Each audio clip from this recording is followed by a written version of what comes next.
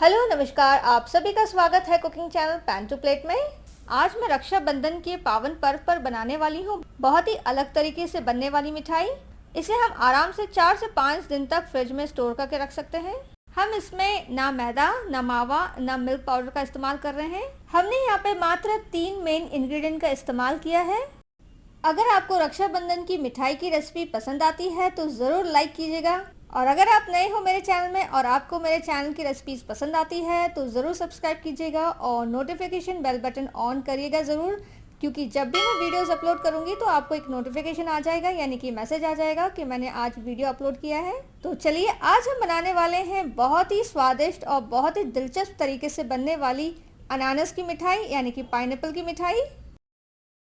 हमने यहाँ पे 7 स्लाइस अनानास यानी कि पाइनएप्पल का लिया है। ये पके हुए पाइनएप्पल है, क्योंकि पके हुए पाइनएप्पल कम खट्टा होता है।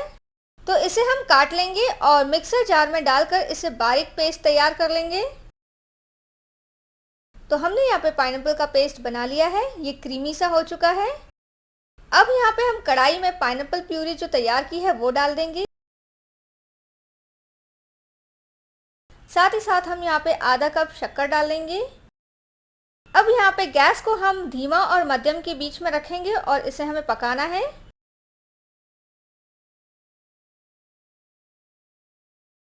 जैसे कि आप देख सकते हो, यहाँ पे शक्कर पूरी तरीके से पिघल चुकी है। अब इसमें हम चुटकी भर केसर डालेंगे और हमें यहाँ पे अच्छे से मिला लेना है इसे। हमें यहाँ पे शक्कर को एक तार होने तक पकाना है, तो हमें यहाँ पे बीच बीच में चेक करते रहना है।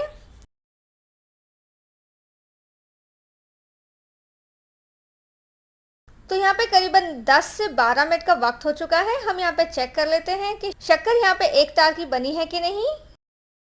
तो जी हाँ, देखिए एक तार की ये हो चुकी है। अब इसके अंदर हम 2.5 कप सूखा नारियल डाल देंगे, यानी कि डेसिकेटेड कोकोनट, और इसे हम थोड़ा थोड़ा डालते जाएंगे और मिलाते जाएंगे। हमें यहाँ पे इसे 10 से 12 मिनट तक पकाते रहना है।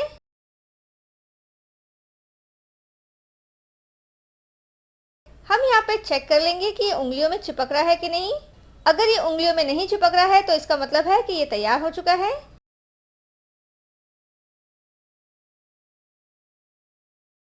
तो यहाँ पे 12 मिनट हो चुके हैं। अब इसमें हम आधा टीस्पून घी डाल लेंगे और इसे हम मिला लेंगे, और यहाँ पे करीबन 1 मिनट तक हमें इसे चलाना है। तो जैसे कि हम यहाँ पे देख रहे हैं कि पाइनएप्पल का जो मिक्सचर है हल्का सा ड्राई हो चुका है, ये गीला सा नहीं है और अच्छे से बंधने लगा है। तो अब हम ये करेंगे कि गैस को यहाँ पे बंद कर देंगे। तो यहाँ पे अनानास का मिक्सचर तैयार हो चुका है, इसे हमें ठंडा करना है। तो अनानास ठंडा हो चुका है और ये हल्का सा ड्राई सा हो चुका है। यहाँ पे हम छोटा सा हिस्सा ले लेंगे और इसे इस तरह से हम सिलेंड्रिकल शेप दे देंगे। तो देखिए, हमने यहाँ पे एक बना के तैयार कर लिया है। इसी तरीके से हम दूसरा भी बना लेंगे और सारे के सारे अनानास को सिलेंड्रिकल शेप में तैयार कर लेंगे।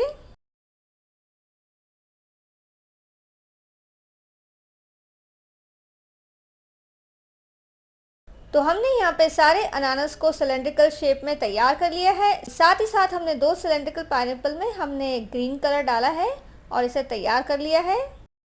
अब इसमें से हम बहुत ही छोटा सा हिस्सा ले लेंगे और इसे रोल कर लेंगे और इसे हम प्लेट में रख लेंगे। तो हमने यहाँ पे अनानास लिया है और इस तरह से हल्का सा गहरा होल कर लेंगे स्क्यूअर की सहायता से। हमें यहाँ पे बहुत ज़्यादा गहरा होल नहीं करना है और ध्यान रखना है कि थोड़ा सा हमें इसे फैलाना है इस तरह से, ताकि जगह मिल जाए। अब हम यहाँ पे हरे रोल को फिट कर देंगे इसके अंदर और बहुत ही हल्के हल्के हाथों से इसे बंद करेंगे। अब हम इसे पाइनएप्पल के आकार देंगे, क्योंकि ये सिलेंड्रिकल है, ये पाइनएप्पल का शेप नहीं है, ये सिर्फ राउंड है। इसे हम थोड़ा सा पाइनएप्पल का शेप देंगे। तो देखिए, हमें इस तरह से उंगलियों से थोड़ा सा इसे फ्लैट करना है, इसे दबाना है हल्के हल्के हाथों से। अब ये जो आखिरी छोर है उसे इस तरीके से थोड़ा थोड़ा दबाते जाना है। अब हम यहाँ पे स्कीवर की सहायता से इम्प्रेशन दे देंगे। हम यहाँ पे हल्के हल्के हाथों से स्लांट इम्प्रेशन देंगे, यानी कि तिरछे इम्प्रेशन देंगे।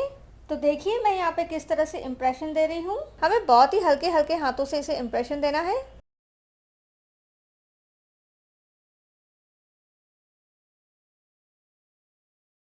तो देखा आपने कितना आसान था इम्प्रेशन देना, और इस इम्प्रेशन की वजह से इसका जो ओवरऑल अपीयरेंस है पूरा चेंज हो चुका है और ये पाइनएप्पल की तरह लगने लगा है। अब जो हरा हिस्सा है उसको हम पत्ती के आकार में तैयार कर लेंगे। मैं यहाँ पे बताना चाहूँगी कि किसी कारणवश अगर आपके पास नेचुरल फूड कलर नहीं है तो आप ये प्रोसेस जो पत्तियों का बनाने का है वो स्किप कर सकते हो। तो देखिए हमने यहाँ पे एक तैयार कर लिया है। हमें इसी तरीके से बाकी के भी अनानास की मिठाई तैयार कर लेनी है। तो बहुत ही अलग लगने वाली, स्वादिष्ट, भाई की मन को भाने वाली पाइनएप्पल मिठाई तैयार हो चुकी है। हम इसे आराम से 4 से 5 दिन तक फ्रिज में रख सकते हैं। तो मैं उम्मीद करती हूँ आपको ये पाइनएप्पल की मिठाई की रेसिपी पसंद आई होगी। आप ज़रूर इस रक्षाबंधन में आपके भाई को भेंट कीजिए ये। मुझे यकीन है कि आपके हाथों से बनी हुई मिठाई की रेसिपी खा के आपका भाई ज़रूर प्रसन्न हो जाएंगे। तो इस रक्षाबंधन में आप ज़रूर पाइनएप्पल की मिठाई बनाइएगा और अपने भाई को खुश कीजिएगा और आपका मूल्य फीडबैक भी दीजिएगा। शुक्रिया, धन्यवाद। हमेशा की तरह आज का दिन भी आपका लाभकारी रहे।